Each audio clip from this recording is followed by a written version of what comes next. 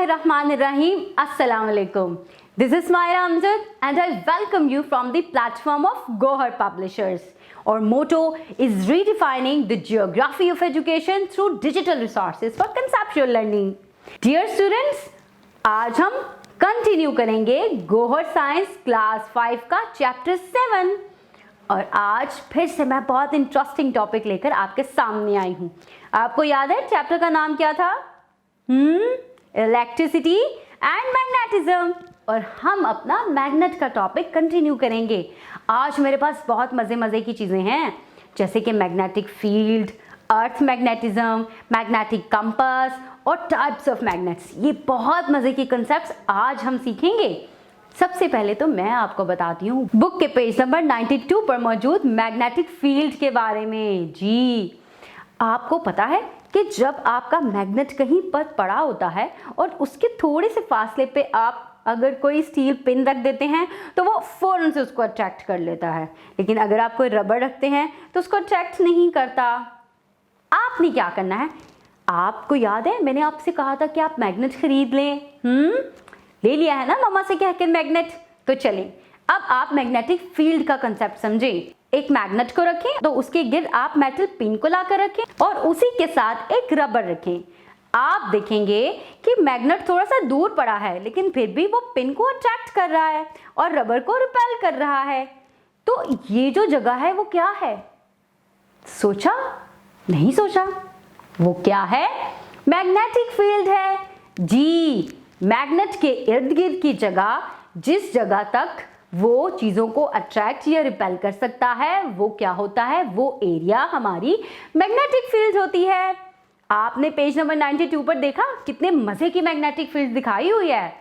तो चलें अब हम इसी मैग्नेटिक फील्ड के कंसेप्ट को अपने माइंड में रखते हुए एक और चीज़ पढ़ते हैं, जो कि है अर्थ मैग्नेटिज्म। बहुत मज़े का टॉपिक है।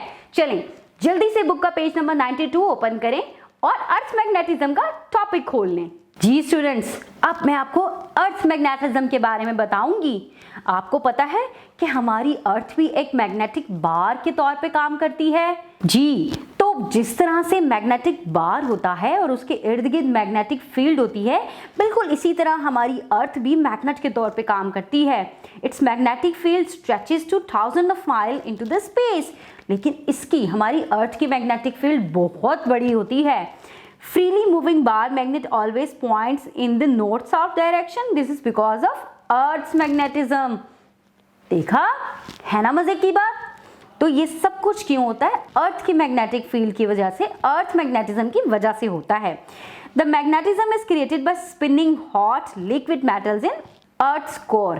Okay students, जैसे जैसे अर्थ के इर्द गिर्द स्पिनिंग होती रहती है हॉट और लिक्विड मेटल्स की, वो वैसे वैसे मैग्नेटिज्म क्रिएट होती रहती है। चलें अब 92 पर देखते हैं नॉर्दर्न लाइट्स क्या होती हैं। Sometimes sky watchers see the northern lights. These colorful lights are caused by charged particles traveling quickly from the earth.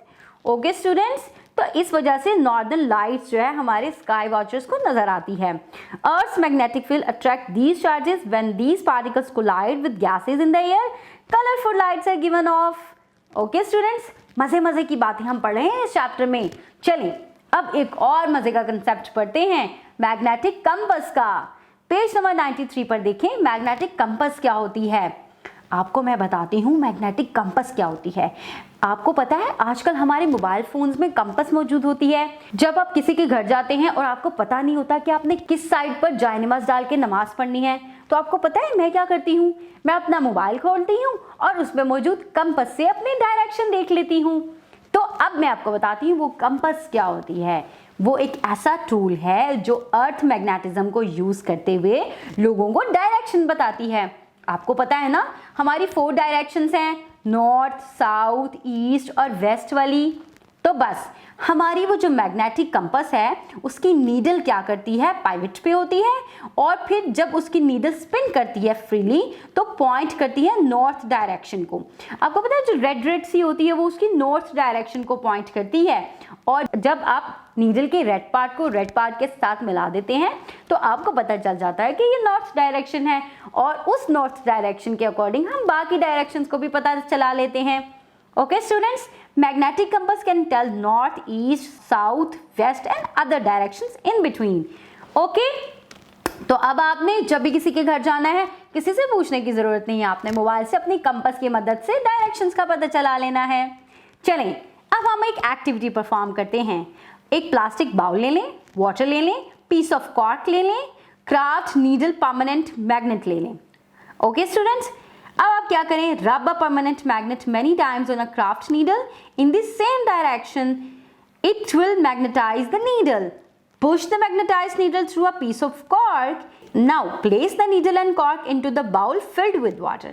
तो आप क्या ऑब्जर्व करेंगे, डायरेक्शंस कैसे आपको पता चलेंगी, आपने अपनी टीचर के साथ डिस्कस करना है। तब तक आपको मैं एक और कंसेप्ट सिखाती हूँ जिसका नाम है टाइप्स ऑफ मैग्नेट्स। चलिए, आपको याद है? चलिए मैं आपको बताती हूँ मैग्नेट्स की कितनी टाइप्स होती हैं। मैग्नेट्स की 3 टाइप्स होती हैं। एक होता है टेम्परेरी मैग्नेट, एक होता है परमानेंट मैग्नेट और एक होता है इलेक्ट्रोमैग्नेट। हम स्टार्ट करते हैं टेम्परेरी मैग्नेट से। अब magnetic material such as iron can be magnetized by sliding with a permanent magnet, they lose magnetism gradually. कभी कभी क्या होता है कि जब हम किसी लोहे की चीज को मैग्नेट के साथ लगाते हैं तो थोड़ी देर के लिए उसके अंदर मैग्नेटिज्म का इफेक्ट आ जाता है और वो भी चीजों को अट्रैक्ट करने लग जाती हैं, लेकिन कुछ देर के बाद वो फिर से वैसे ही हो जाती हैं और चीज़ों को अट्रैक्ट करना छोड़ देती हैं। इस तरह की मैग्नेट्स को हम टेम्परेरी मैग्नेट्स कहते हैं। अच्छा, अब हम एक एक्टिविटी परफॉर्म करेंगे। इस चैप्टर में बहुत मज़े की एक्टिविटीज़ हैं। 93 पेज पर आपने एक्टिविटी 7.8 परफॉर्म करनी है। आयरन नेल ले लें, यानी कि कील, बार मैग्नेट ले लें और कॉमन पिन्स ले लें। Bring the nail and the common pins in contact. Okay, what happened? Now rub the iron nail many times with the bar magnet in the same direction. Bring the temporarily magnetized nail near a few common pins. Observe what happened. ठीक है, जब आप उसको रब करेंगे तो फिर आपकी पिन्स उसके साथ अट्रैक्ट होने लग जाएंगी। ठीक है, ये एक्टिविटी परफॉर्म करें और एंजॉय करें। जी तो स्टूडेंट्स, था ना मजेदार टॉपिक। हम अगले लेसन में मिलेंगे अगले टॉपिक के साथ। Till then, perform the activities and enjoy the topic. Allah Hafiz.